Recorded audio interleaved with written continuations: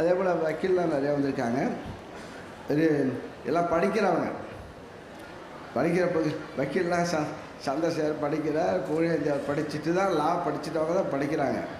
பக்ரி எல்லாம் படிக்கிறவங்க, நாங்களாம் படிக்காதவங்க. நான்லாம் படிக்காத, நான்லாம் இன்னும் என்னை பொறுத்த வரைக்கும் நான் படித்து பக்கத்தில் என் ரூம்மேட்டு தான் படிப்பான். அவன் படிக்கிறத கேட்டு நான் பாஸ் ஆகிடுவான், அவன் ஃபெயில் ஆகிடுவான். அதான் திறமை.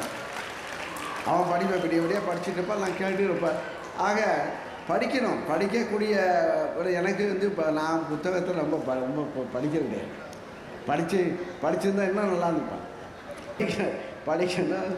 படித்தா நல்ல அது சபையில் இப்போ முன்னவராக இருக்கலாம். படித்து நல்ல இதாக இருந்தால் நல்லா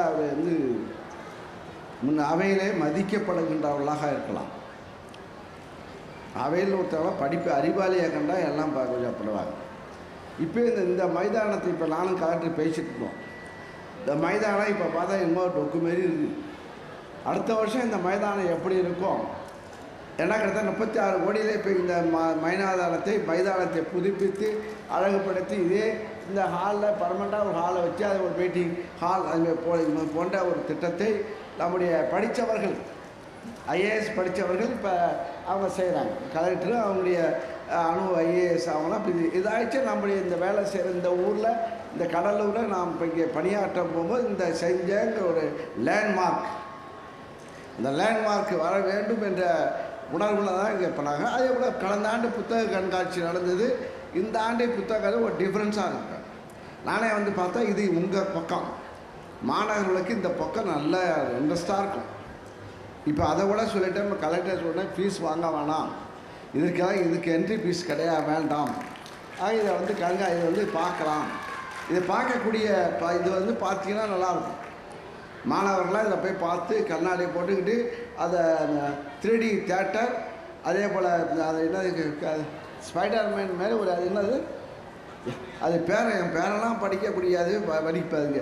அதெல்லாம் புதிய அது எப்படி சார் கண்டுபிடிச்சிங்கன்னா அது அவங்க தான் கண்டுபிடிச்சி அதை இதுமாதிரி புக்கை படித்து இதை படித்து அவங்க தான் இது மாதிரி அதை ட்ராயிங் பண்ணி மெனக்கிட்டு இருக்கிறார்கள்.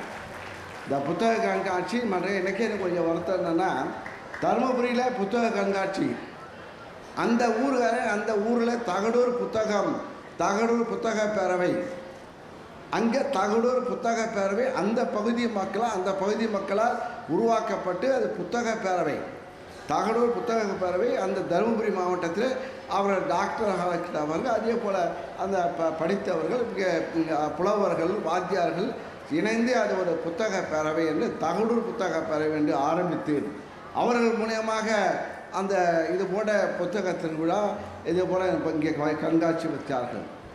அது அரசாங்கமே இப்போ இங்கே நம்முடைய முதலமைச்சர் அவர்கள் பொறுப்பேற்ற பிறகு புத்தக திருவிழா தமிழ்நாடு கூட நடத்த வேண்டும், அனைத்து மாவட்டங்களையும் நடத்த வேண்டும், அதுக்கு ஒரு மாவட்டத்துக்கு 25 லட்சம் ரூபாய் என்று அறிவித்து அதனுடைய பலனாக படிப்பக வேண்டும், படிக்கக்கூடிய ஒரு வாய்ப்பை உருவாக்கி கொடுத்திருக்கின்றார்கள். ஆக புத்தக திருவிழா இது இப்போ வளரும். இது மேன்மேலும் இப்போ கடந்த ஆண்டு இது 3வது ஆண்டாக இந்த நிகழ்வு. கடந்த ஆண்டு கிட்டத்தட்ட 75 லட்சம் ரூபாய்க்கு இந்த புத்தகம் இங்கே சேல்ஸ் ஆகிருக்கு. ஆக படிக்கணும். நானே இப்போட எங்களுடைய நிகழ்ச்சியில் இப்போ மரச்செடி கொடுப்போம், இப்போ செடிக்கு பல தேங்காய் கொடுப்பாங்க. இப்போட கல்யாண வயத்தில் புத்தகத்தை கொடுங்கன்னு சொல்லி புத்தகத்தை ஒரு சின்ன 10,000 10 ரூபா 15 ரூபா புத்தகம் நான் ஒரு கடந்த ஆண்டு ஒரு வீடு திறப்புழாவுக்கு போனோம். அப்போ தாம்பூல பைக்கு பதில் அங்கே புத்தகத்தை கொடுத்தா ஒரு கழகத்தை ஓடணும். ஆக நமக்கு அந்த புத்தகத்தை கொடுத்தா 10 பேர் அதை படித்தாலும் அதை ஒரு ப்ராக்டிக்கலாக உணவு வேண்டும். அதை பார்த்து திருந்தக்கூடிய வாய்ப்புகள். ஆக இந்த புத்தகமே இப்போ ஒரு வாசகத்தை படித்து பார்த்தேன். ஒரு புத்தகம் சொல்லுது இந்த புத்தகம் வாசிக்க என்னை நேசிக்க தொடங்குவாய். நீ பார்க்க தான் நேசிப்பாங்க. இது படிக்க வாசிக்க நேசிக்க தொடங்குவாய். நேசிக்க நல்ல சிந்தனைகள் மூழ்குவாய். கையில் நான் இருந்தால் தன்னம்பிக்கை பிறந்திடுமே. தரணியை வென்றிடவே எண்ணங்கள் தோன்றிடுமே. இது புத்தகம் படிக்குது, புத்தகம் அது கவிதை எழுதிருக்கு. ஆக இதெல்லாம் மாவட்ட ஆட்சியர்கள் இந்த இன்விடேஷனில் இதை பதிவு செய்திருக்கிறார். ஒரு புத்தகம் இப்போ புத்தகம் ஒரு கடிதம் எழுதியது போல ஒரு கருத்தை ஆக வாசிக்க வாசிக்க என்னை நேசிக்க தொடங்குவாய், வாசிக்க வாசிக்க அப்புறம் நான்லாம் அப்போ படிக்கும்போது நான்லாம் பார்த்தா இந்த க்ரைம் நாவல் தான் படிச்சுட்டு இருந்தேன். அதுவும் அப்பாவுக்கு தெரியாமல் அது புக்கை ராத்திரி வச்சு படிச்சுட்டு இருப்போம். க்ரைம் நாவல் புஷ்பா தாங்கத்துறை, அதே போல் ராஜேஷ்குமார் புத்தகம், அது கல்கி படித்தோம். அதே போல் இப்போ ஒரு படம் வந்து என்ன படம் அது பொன்னியின் செல்வம், அது 5 பாகம், ஒரு பாகம். அந்த புக்கெலாம் நல்லா இந்த பாகம் இதெல்லாம் இந்த கதை புத்தகத்தை படிச்சுட்டே உட்காந்துருப்போம். ஆக இந்த புத்தகத்தை படித்தா இன்னும் அறிவாக அந்த கதை புத்தகம் படித்ததுக்கே இப்படி இருக்கேன்னா இந்த புத்தகத்தை ஒழுங்காக படித்தானா எப்படி ஆகிருப்பேன், ஐஏஎஸ் ஆகிருப்பேன். கதை புத்தகத்தை படித்தே இப்படி வந்திருக்கோம். ஆக படித்து இப்போ வந்து இப்போ இதெல்லாம் இது போன்ற இது ஒரு ப்ராக்டிக்கலாக ஒரு தன்னம்பிக்கை. படிக்கிற காலத்தில் என்னடா படிக்கிறது, நான்லாம் படிக்கிறது புத்தகத்தை தூக்கிட்டு படிக்கிறதுலாம் எப்படா லீவ் விடுவாங்க. இப்போ இவனே நினச்சிட்டுப்பான் பசங்களை சனி ஞாயிறு லீவ் ஆச்சே வீட்டில் உட்காந்துக்கலாமே, இங்கே உட்கார வச்சுட்டாங்களே உட்காந்தான் கஷ்டப்பட்டுட்டு உட்காந்துறான். அப்படி தானே? ஆமாம், கரெக்டாக காய்ச்சான். அது எப்படா வெள்ளிக்கிழமை வரும். ஏன்னா சனி ஞாயிறு லீவு ஜாலியாக இருப்போம், பையன் தூக்கிட்டு ஓடுவோம். ஸ்கூலை விட்டோன்னே பையன் தூக்கிட்டு ஓடிட்டு இருப்போம். ஆக இப்போ அந்த அளவுக்கு இளமையில் படிக்கும் போது அப்புறம் பார்த்தா கல்யாணம் பண்ணணும், அப்புறம் போகணும், அப்படி ஆசை இருந்தது. இப்போ தான் நொந்து போய் உட்காந்து ஏடா கல்யாணம் பண்ணோம், ஏடா பிள்ளை பார்த்தோம். ஆக அப்போ படிக்கும்போது கல்யாணம் பண்ணணுங்கிற ஆசை வரும்.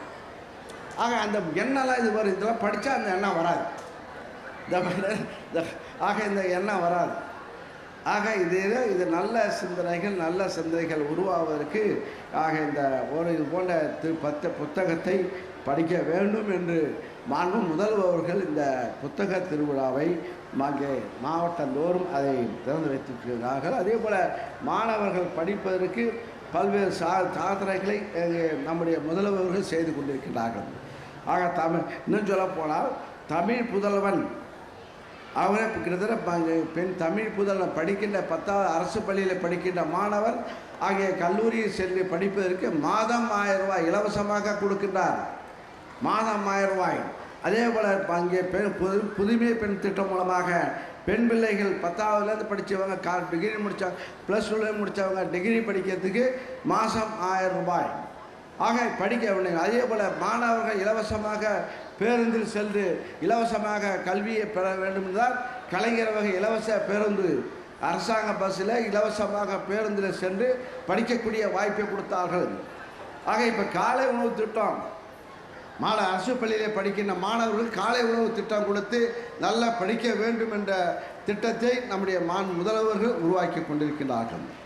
ஆக இதையெல்லாம் பயன்படுத்தி கொண்டு நம்முடைய மாணவர்களும் அதை படிக்க வேண்டும் என்பதை தெரிவித்துக் கொண்டு